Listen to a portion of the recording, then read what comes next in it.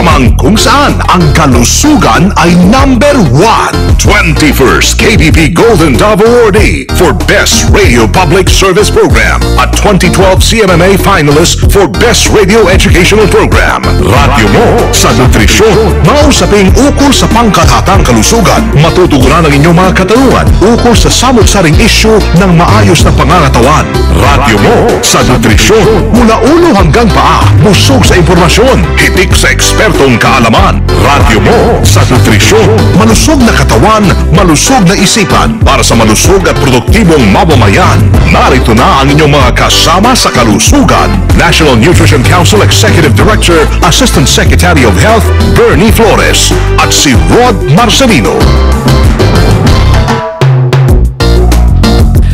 Mga kasama, sa pamamagitan po ng newborn screening, malaki ang posibilidad na maagapan ang mga insidente ng pagkakasakit, mental retardation at sa ilang mga kasong pagkamatay ng mga bagong silang na sanggol. Ako po si Rod Marcelino at welcome sa Radyo Mo sa Nutrisyon. Malusog na katawan, nutrisyon ang kailangan. Malusog na isipan, nutrisyon ang kasagutan. Magandang hapon mga kasama, mga tagapakinig at especially yung mga nanay at tatay na malapit ng magka-baby.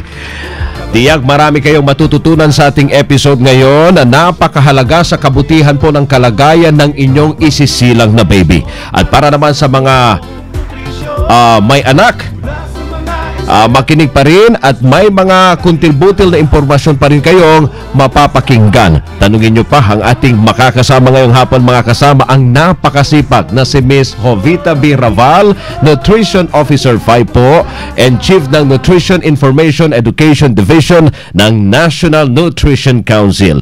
At salamat po at sinamahan nyo kami muli, Ma'am Jovi. Magandang hapon. Ako, magandang hapon din sa iyo, Rod. Masaya. Magandang hapon din sa iyo, Rod. Ako, talaga naman, hirap pala pumunta dito at dahil sa traffic. Yun nga sinasabi ko kanina sa ating guest kay Doc, pag walang traffic dito sa EDSA, abay hindi normal yan. Oo. Pati sa C5 Sa C5, weekend, traffic pa rin, no? Oo. Pero balik tayo sa ating talakayan ngayon sa topic natin ngayong Sabado. Alam mo ba, Rod, na noong pang 1996, sinimulan na yung newborn screening dito sa Pilipinas.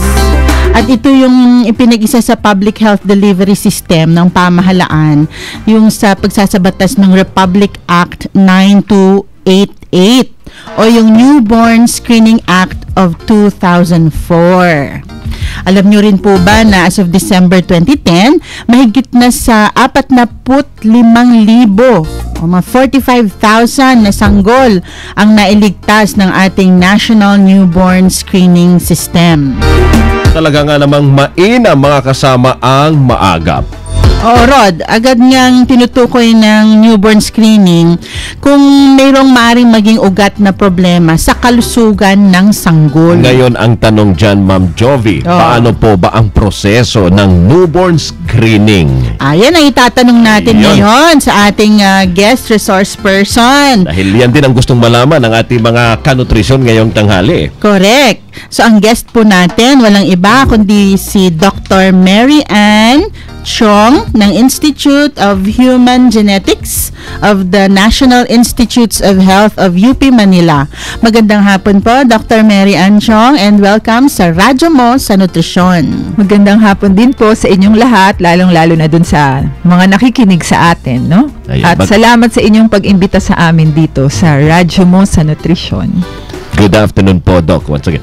Alright, diretso na tayo sa ating talakayan. Ang ating tanong, ano bang itong newborn screening? Gaya ng tinanong ko kanina kay Ma'am Jovi, bakit ba at paano ito isinasagawa, Doc? Okay po, no? So, hindi naman po ganun kahirap ang proseso. Usually po, ginagawa natin ito sa mga bagong silang na sanggol. Nire-recommenda namin ang ideal po, second day of life, no? Or 48 hours of life. Pagkatapos po silang paliwanagan kung ano ang newborn screening, no, ng kanilang mga doktor, maaari na pong mag-undergo ang kanilang anak ng newborn screening, no? Kukuha lang po ng konting dugo, usually po heel prick or dun sa ating talampakan, no? Tinutusok lang po ng isang mabilis lang namang tusok. Tapos 4 na patak lang naman po ng dugo ang aming kinukuha, inilalagay Kinukuha ito sa baby sa po. sanggol. Opo, Ayun. sa sanggol, Opo. no? Dun sa kanilang talampakan, usually. Inilalagay po ito sa isang special na paper. Opo. So, pinapatak po dun yung 4 na patak ng dugo na yon at pinapatayo lang yon at ito po ay sinesend na po sa laboratorio, special po na laboratorio, newborn screening laboratory na gumagawa po ng mga analysis dun sa mga kondisyon na kasama sa newborn screening. Ano naman po itong mga kondisyon na ito na nadidetect ng newborn screening, Doktora? Sige po, sa kasalukuyan po meron po tayong 6 na kondisyon na kasama dito sa newborn screening. Atin pong isa-isahin, no? Siguro po ang pinakakilala ng lahat ay yung tinatawag na congenital hypothyroidism, no? Congenital, ibig sabihin, mula bata, ando na, no? So, hypothyroidism, siguro naman nakikita nung marami sa atin dyan, no? Minsan may lumalaki dito sa gitna ng ating leeg. Diba? Yung may mga goiter, yun po yun. Yun po ang ating thyroid gland, no? So, ang batang may mga congenital hypothyroidism, hindi po sila nakaka-produce ng thyroid hormone, no?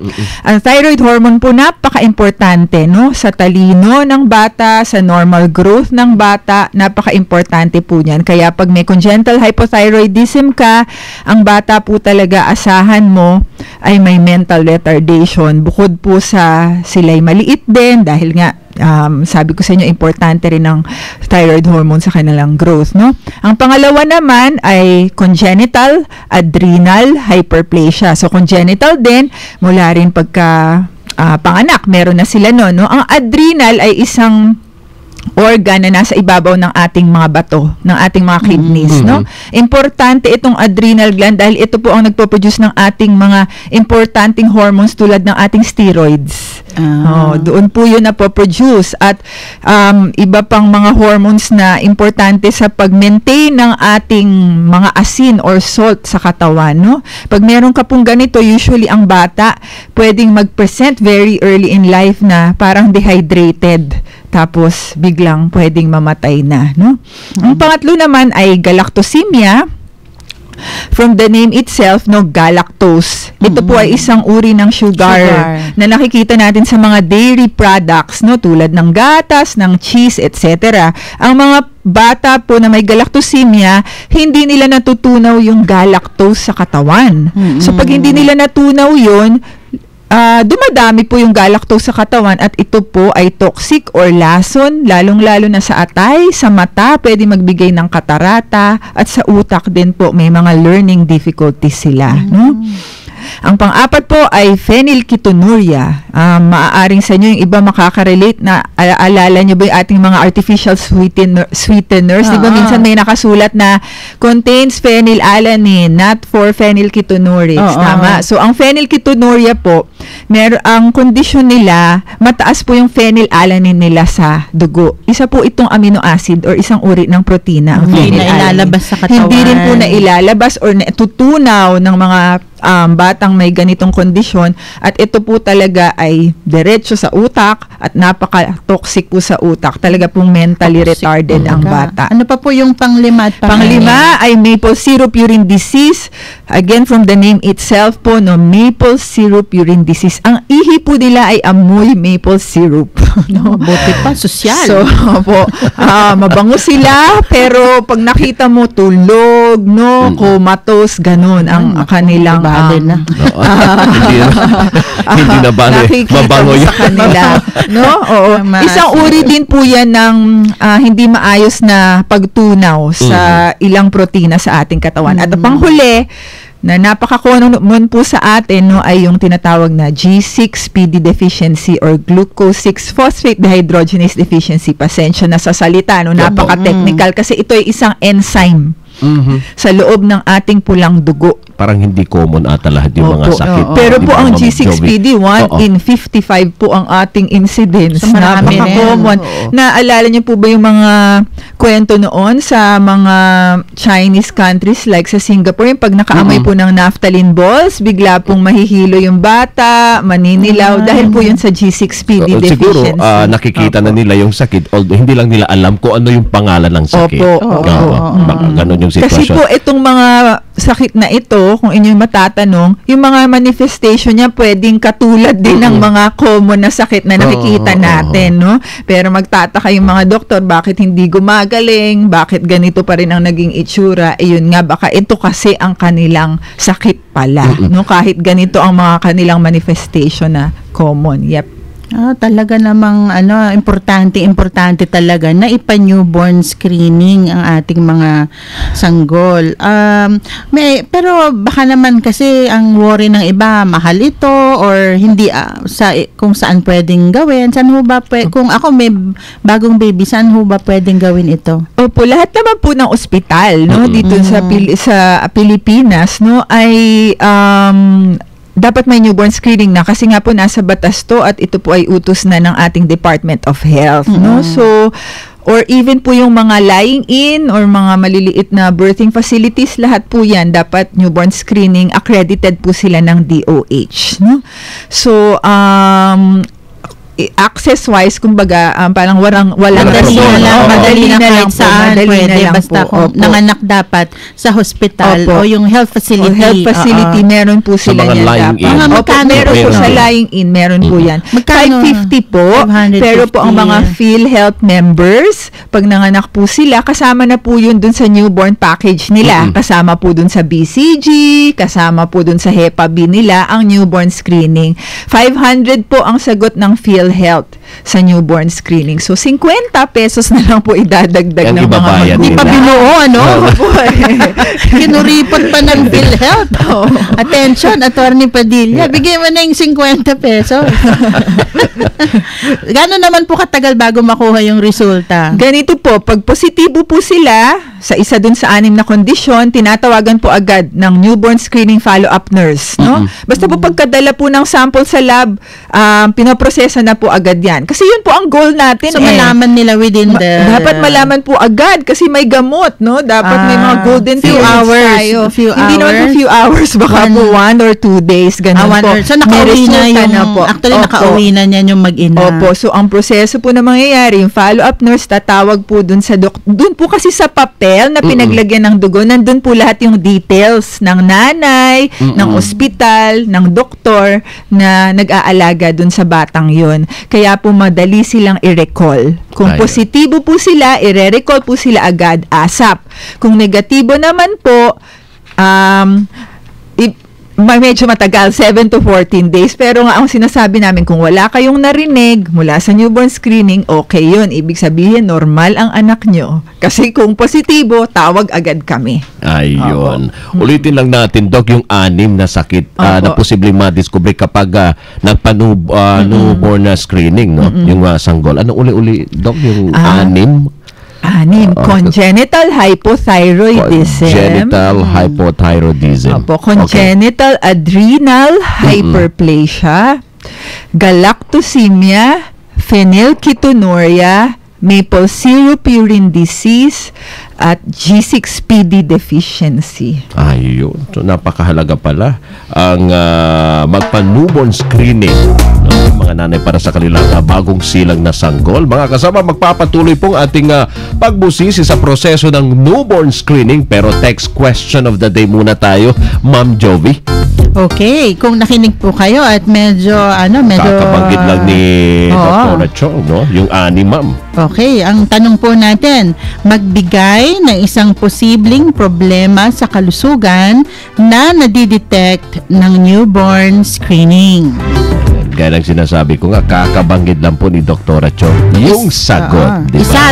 Isa lang dun sa 6 na nabanggit. Isa lang ang hinihingi po namin. I-text lang po mga kasamang inyong sagot sa ganitong format, full name, space, address, space, sagot po at isend po yan sa 0919-884-0659. Again, 0919-884-0659. 6 na pinakamabilis pumindot ang mananalo ng tig 50 pesos na cellphone load. Ayun. At kung meron ho kayong mga tanong, text lang po kayo sa 0921-431-1044 para sa mga gumagamit ng Smart. I think meron na ata tayong bagong number sa Globe. Mamaya babagitin ko po yung bagong number natin sa Globe at Sun para sa inyong mga tanong. Pero kung meron ho kayong mga telepono, pwede rin ho kayong tumawag sa ating hotline 8822-374. 8822-374 ang numero natin. At mga kasama, alam nyo bang pwede ninyong pakinggan muli at mapanood ang episode na ito at maging mga past episodes ng Radyo Mo sa Nutrisyon? Saan? Abay sa Radyo Mo sa Nutrisyon channel, youtube.com/Radyo Mo sa Nutrisyon. Radyo Mo sa Nutrisyon. One word lang po yung Radyo Mo sa Nutrisyon. At pwede nyo rin po kaming maging fan at friend sa facebook.com/Radyo Mo sa Nutrisyon at i-follow sa twitter.com/Radyo Nutrisyon. Magbabalik pa po ang talakayan tungkol sa newborn screening dito sa Radyo Mo sa Nutrisyon. Radyo Mo sa Nutrisyon. Nanay, gusto mo bang malusog at hindi mangores ang iyong anak? Maaari mo siyang pasusuhin mula pagkasilang at pakainin siya simula 6 na buwan at syempre tuloy-tuloy pa rin ang pagpapasuso mo kahit hanggang 2 taon o higit pa. Gutom at malnutrisyon, sama-sama nating wakasan. Isang masustansyang mensahe mula sa National Nutrition Council ng Department of Health. Radyo Mo sa Nutrisyon.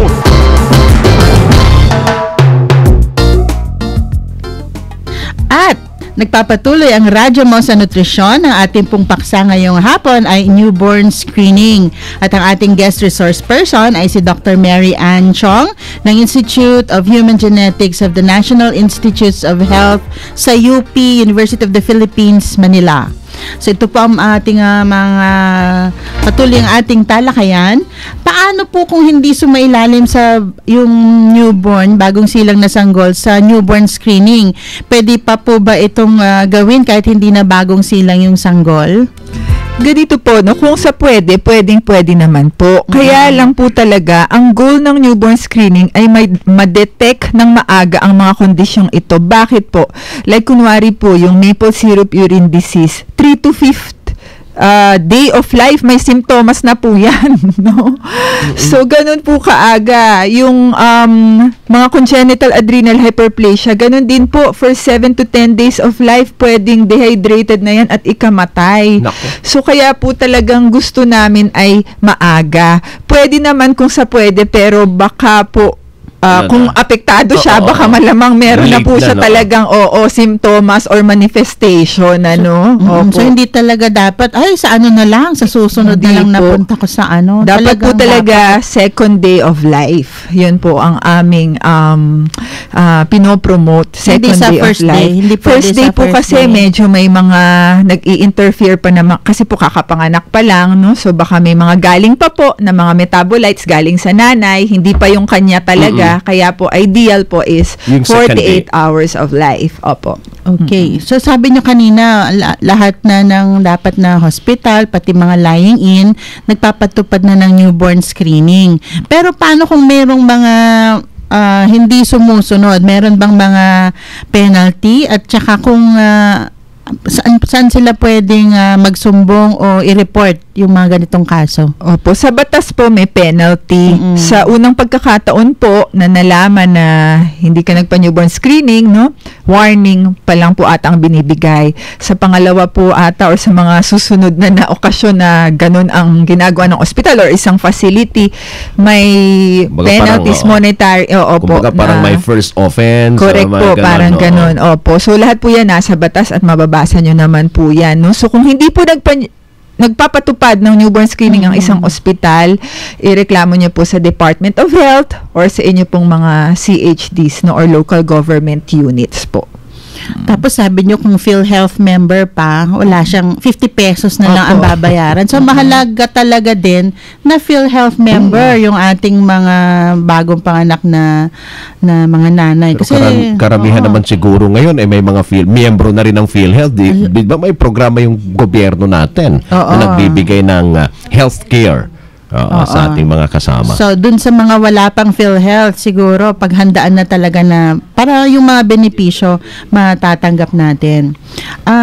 So, kung sakaling may matagpo ang posibleng maging ugat ng problema sa kalusugan ng sanggol, ano naman po yung, dun sa 6 na identify, ano yung pwedeng gawin ng magulang? Ano yung mga susunod na gagawin? Okay po. So, pag ganun nga po, no? So, pag may nagpositibo, isa dun sa 6, yung amin pong newborn screening follow-up nurse ay tatawag sa doktor ng pasyente na yon. So, makikipag-coordinate well dun sa doktor na yon. So, yung doktor na yon, ire-recall ang pasyenteng yon at gagamutin na po ng doktor na yon. Or kasi nga po medyo talagang special po ang gamutan, no, sa mga dito sa 6 na to, no, kasi medyo high-tech na nga sila sa pangalan pa lang.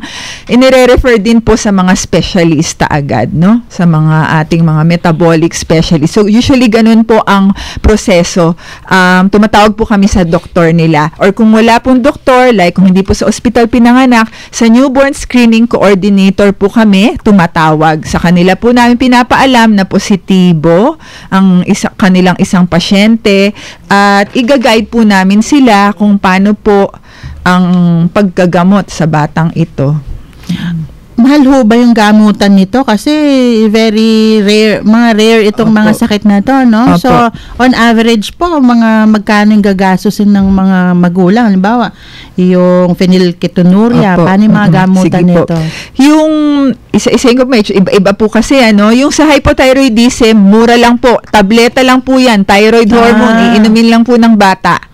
Ganon din po yung sa congenital adrenal hyperplasia, nagbibigay lang po kami ng steroid, no? Ganon lang po. Okay. Pero po yung sa phenylketonuria, nagpapalit po kami ng gatas kasi nga po meron silang hindi nila natutunaw yung phenylalanine, no, sa kanilang katawan. May special po kaming gatas para sa MSUD, sa phenylketonuria, at ito po kasalukuyan ay libre din naming ibinibigay doon sa mga apektado. Ito ho ba, hindi sila pwedeng pasusuhin ng kanilang ina?